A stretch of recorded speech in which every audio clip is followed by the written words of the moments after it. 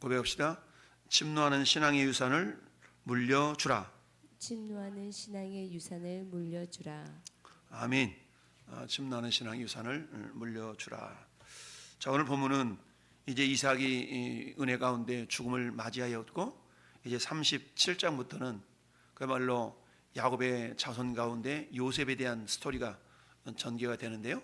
그 사이에 오늘 36장에서 에서에 대한 그런 계보, 에서에 대한 족보가 쭉 나오게 됩니다. 자, 왜 에서에 대한 이야기를 쭉 기록했을까? 이삭 다음에는 곧바로 이렇게 요셉에게로 넘어가지 아니하고 에서의 자손에 대한 이야기를 기록한 까닭이 뭐냐? 우리 오늘 본문 1절부터 8절까지 읽어봤는데요. 자, 에서가 가나안 땅 여인 중 헷 족속 엘론의 딸 아다와 그 다음에 시본의 딸 아나의 딸 올리바와 그리고 이스마엘의 딸 느바에서 누이 바스맛 세 명의 이 에서의 아내들을 기록하고 있습니다. 이 세 명의 아내의 특징은 뭡니까? 하나가 전부 다 두 명은 가나안 족속의 딸이었고 한 아내는 이스마엘이 누굽니까? 이스마엘은 하갈의 아들의 자손이죠. 그러니까 이 세 명 다 어찌 보면은 언약 자손이 아닌 거예요. 언약 바깥에 있는 자손들을 아내로 맞이하게 된 모습을 보여주고 있어요. 자, 이처럼 세 명의 아내들을 통하여서 5명의 자식들을 낳았다라는 걸 기록하고 있습니다. 뿐만 아니라 이 에서의 자손들과 더불어서 6절 7절 말씀 보니까 두 사람의 소유가 풍부해가지고 함께 거주할 수 없었다. 그러니까 가나안 땅에서 모든 재물을 이끌고 그의 동생 야곱을 떠나 다른 곳으로 갔다. 근데 그 다른 곳이 어디냐? 다른 곳이 세일산, 에돔이 세일산에 거주했다. 이 세일 땅은 한마디로 말하면 요단강 건너편, 지금으로 말하면 요르단 지역이거든요.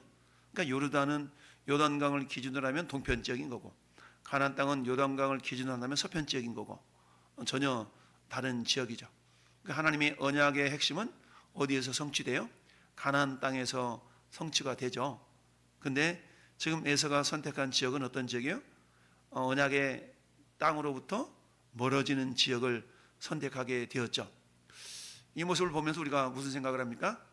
아브람과 아브람의 조카 롯의 상황을 우리가 비슷하게 유추해 볼 수가 있어요. 하나님의 복을 받은 아브람과 롯이 어땠습니까? 약속의 땅 가나안에 머물지 못하고 롯은 어디를 선택합니까? 소돔과 고모라 땅을 선택하죠. 소돔과 고모라 땅은 그 당시에 뭐라고 성경은 기록하고 있습니까? 마치 물도 넉넉하고 하나님께서 소돔과 고모라를 멸하시기 전이었는 거로 마치 그곳이 못과 같았다 그랬어요. 에덴 동산과 같았다라고 성경 말씀하고 있죠. 그처럼 육신의 눈으로 바라볼 때는 너무너무 좋은 곳이 어떤 곳이었어요? 소돔과 고모라 지역이었다라는 얘기. 그러나 막상 들어가 살아보니까 어떻습니까? 그곳 사람들은 하나같이 전혀 하나님과 가까워질 수 없는 그런 모습으로 살아가고 있었던 것이죠. 남녀노소를 막론하고 동성애에 젖어 있었고 정말 죄악이 큰 그런 어떤 도시였던 것이죠. 그러면 그곳을 빨리 빠져나와야만 했는데 그렇지 않냐고 서서히 그곳에서 뭐한 겁니까? 길들여져 가고 말았다. 그 결과로 우리는 잘 알고 있는 것처럼 소돔과 고모라 성은 멸망당하였고 롯은 겨우 두 딸내미만 데리고 탈출하는 그런 안타까운 결말을 맞이하게 된 걸 봅니다. 자, 에서가 가나안 여인 중에서 두 아내를 맞이하게 되었다라는 얘기는 결국 우리가 성경적으로 볼 때 하나님께서 우리의 자녀들 어떤 결혼을 해야 될 것인가에 대해서는 이미 성경적으로 말씀해 주고 있고 하나님의 계보를 이어갈 사람들이 어떤 결혼을 해야 될 것인가 우리는 이미 다 잘 알고 있습니다. 신명기 7장 3절 4절 보니까 내 하나님 여호와께서 너를 인도하사 네가 가서 차지할 땅으로 들이시고 내 앞에 여러 민족 곧 헷 족속, 기르가스 족속, 아모리 족속, 가난 족속, 브리스 족속, 히위 족속, 여부스 족속 곧 너보다 많고 힘이 센 7 족속을 쫓아낼 때에 내 하나님 여호와께서 그들을 내게 넘겨치게 하시리니 그때 너는 그들을 진멸할 것이라. 그들과 어떤 언약도 하지 말아라 라고 이미 신명기 7장에 말씀하고 있거든요. 그러면서 또 3절에서는 또 그들과 혼인도 하지 말지니 내 딸을 그들의 아들에게 주지 말 것이요 그들의 딸도 내 며느리로 삼지 말 것은 그가 내 아들을 유혹하여 그가 여호와를 떠나고 다른 신들을 섬기게 하므로 여호와께서 너희에게 진노하사 갑자기 너희를 멸하실 것이다 라고 말씀하고 있습니다. 이게 모세에게 하나님이 주셨던 말씀이죠. 근데 모세의 명령을 이어갔던 사람은 여호수아예요.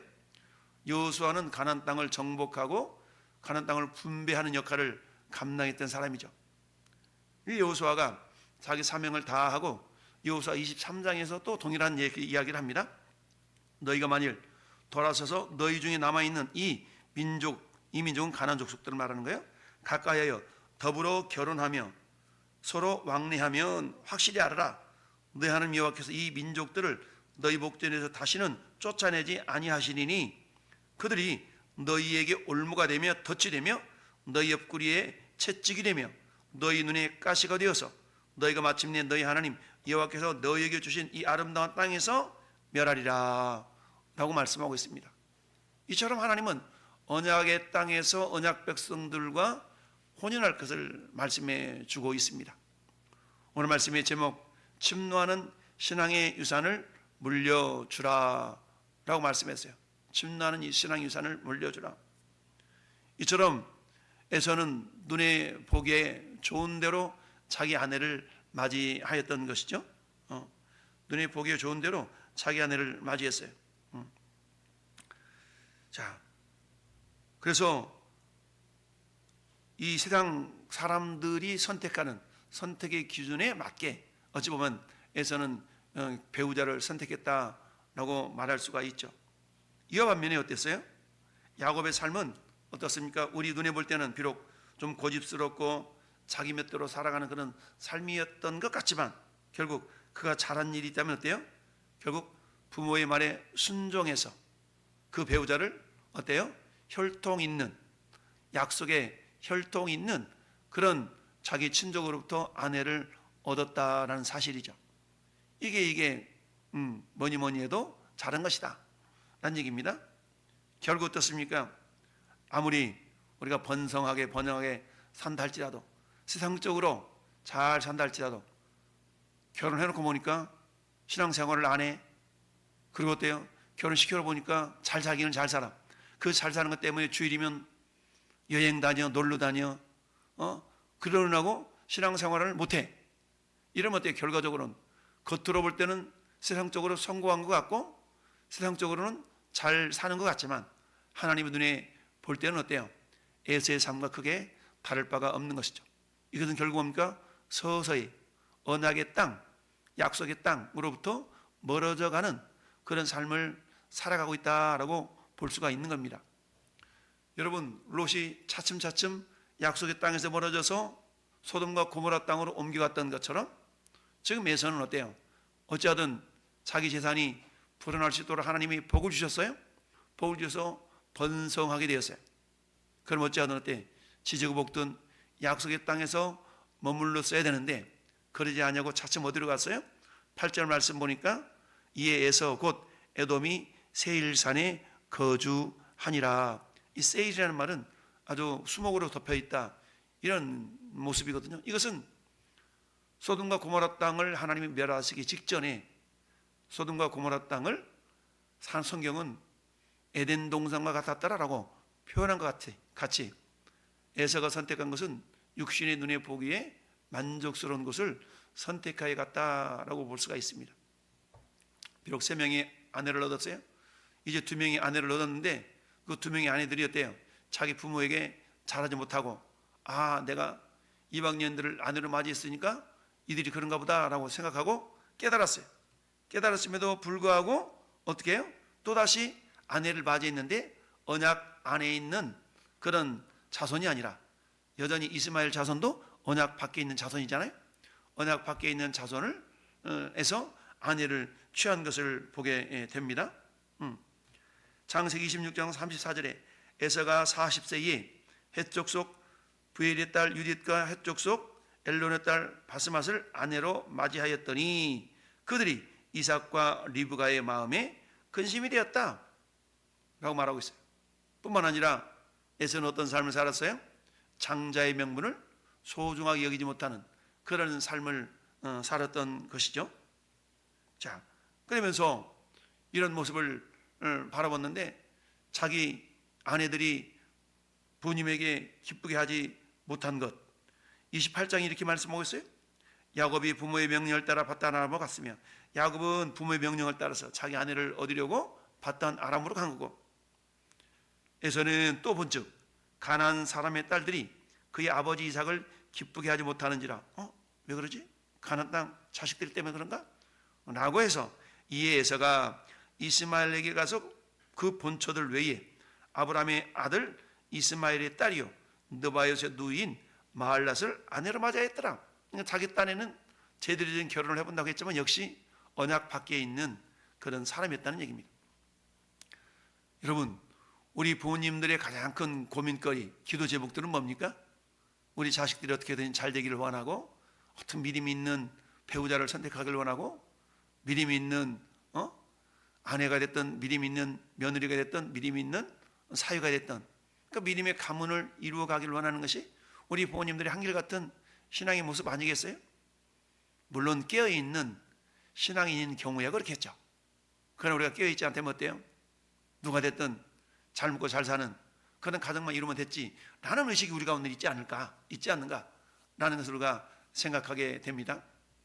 그러나 이 땅의 인생은 아무리 오래 살아도 성경은 잠깐이라고 말하죠. 잠깐이라고 그래요. 여러분 100년 동안 정말 잘 먹고 잘 살아서 세상에서 떵떵거리는 그런 삶을 살았다 할지라도 그의 결론이, 그 인생의 마지막 종결이 어때요? 영원한 천국을 향한 잘하였도다 착하고 충성된 종이라, 이런 칭함을 받는 삶이 아니라 야 내가 너를 도무지 알지 못한다, 이런 삶을 살다면 엄청난 고통과 괴로움이 아니겠습니까? 우리의 믿음 하나하나가 정말 우리 자녀들에게 선한 영향력을 끼치면서 어떤 상황 가운데서도 우리 신앙의 자녀들에게 잘 전달이 되어져야 되는데요. 오늘 비록 이 에서의 후손들에 대해서 장황하게 기록하고 있지만 이 에서의 삶의 특징을 우리가 두 가지로 생각해 볼 수가 있는데요. 첫 번째는 뭐냐? 세속적인 목표를 따르는 삶을 살아가서는 안 된다는 얘기죠. 세속적인 목표. 예수님을 알지 못하는 사람들이야 당연히 세속적인 목표가 그 삶의 주된 목적이 될 수가 있겠죠. 내가 몇 년도 몇 살 때까지는 재산을 얼마를 늘리고 또 뭘 얼마를 하고 뭐 자동차를 뭘로 바꾸고 뭘 이렇게 하고, 이게 인생의 목표의 전부가 되어서는 안 되는데 예수님을 알지 못하면 그게 인생의 전부가 되어져 버릴 수가 있다라는 얘기죠. 그렇다면 우리 예수 그리스도를 믿는 우리의 삶의 목표와 목적은 무엇가 되어야 되겠습니까? 먹든지 마시든지 무엇을 하든지 하나님의 영광을 위하라 라신 하나님의 말씀을 기억하면서 내 결혼도 내 직장 선택도 어떻게든지 하나님의 선하신 뜻을 이루어 드릴 수 있는 그런 어떤 목표와 목적이 되어져야 된다는 얘기입니다. 우리 지난 8주 동안에 우리는 산상수훈의 팔복에 대해서 묵상해 보았습니다. 결국 의를 위하여 박해를 받는 자는 복이 있나니 천국이 그들의 것이다. 심령이 가난한 자는 복이 있나니 천국이 그들의 것이다. 결국 하나님은 어떤 이야기예요? 천국에 대한 이야기를 했다는 얘기입니다. 그런데 천국에 대한 이야기를 하시면서 우리 삶의 목적이, 삶의 목표 지점이 천국이어야 되는데 이를 위해서는 어때요? 심령이 가난한 자로부터 애통하는 자, 의에 지리고 목마른 자, 화평하게 하는 자, 이런 어떤 천국 백성으로서 합당한 그런 삶의 자세와 삶의 태도와 삶의 모습들이 보여져야 되는데, 이런 삶의 가치관을 가지고 살아가다 보면 어떤 일이 발생한다고요? 결국 박해와 핍박과 조롱과 이런 일들이 있을 수가 있다라는 얘기죠. 그럼에도 불구하고 하나님은 이런 삶을 살아갈 때 주님의 제자요, 이 땅에서는 그렇지 못한다 할지라도 하늘의 상이 크다라고 우리에게 말씀해 주셨죠.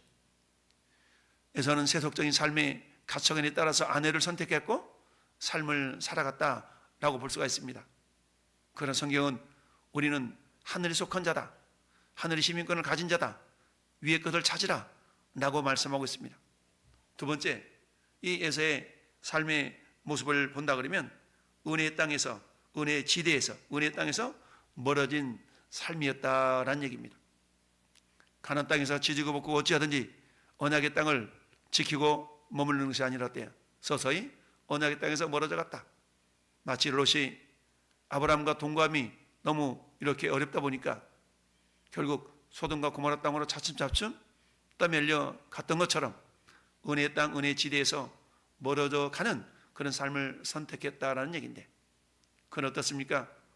오늘 우리의 자녀들, 정말 이삭과 리브가에게 근심이 되었던 에서가 아니라, 비록 어때요?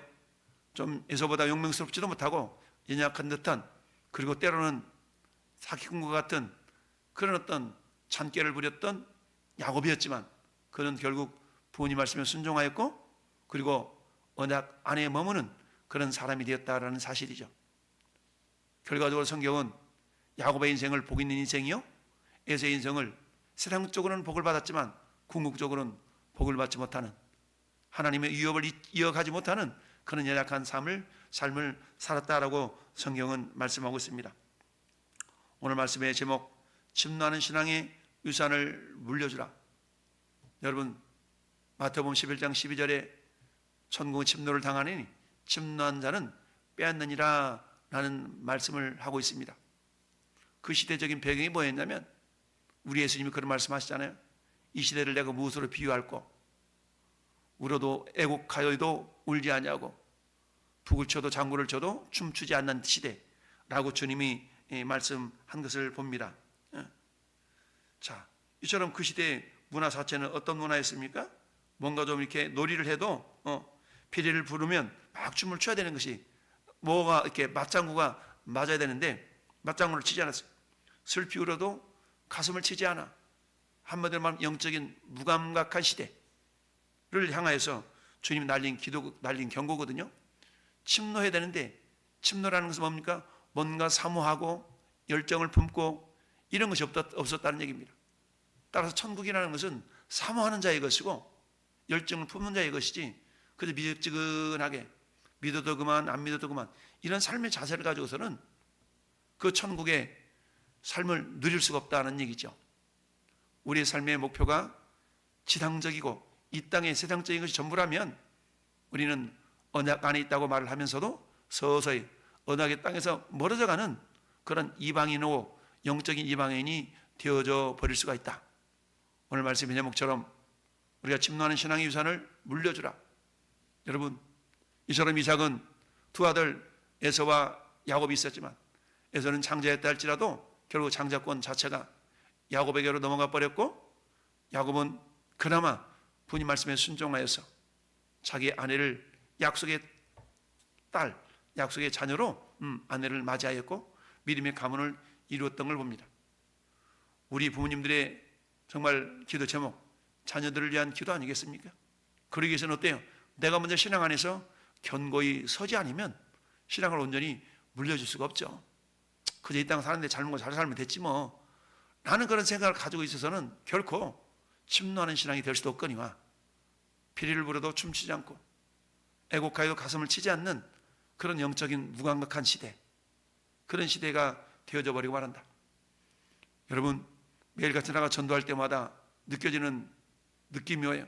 마치 그런 거거든요. 피를 불어도 춤추지 않는 시대예요. 애곡하여도 가슴을 치지 않는 시대입니다. 반응이 없다는 얘기죠. 왜요? 그들의 인생의 목표가 이 땅이 전부인 것처럼 살아가고 있기 때문이죠. 그런 어때요? 적어도 예수 그리스도를 믿는 우리 세대들만큼이라도 철저하게 내가 먼저 신앙 안에서 깨어있고 이 신앙을 우리 자녀들에게 제대로 물려줘야 되겠다. 그래서 어때요? 언약의 땅에서 머물러 있을 정도로 언약의 땅에서 멀어지는 존재가 아니라 언약의 땅에 가까워지는 존재, 어쩌든지 침노하는 신앙으로 오늘도 나의 그 믿음이 우리 자녀들에게 자자손손 주님 오실 때까지 잘 전달되어지며 유업으로 물려줄 수 있는 하나님의 사람들이 될 수 있기를 예수님의 이름으로 축원합니다. 아멘. 살아계신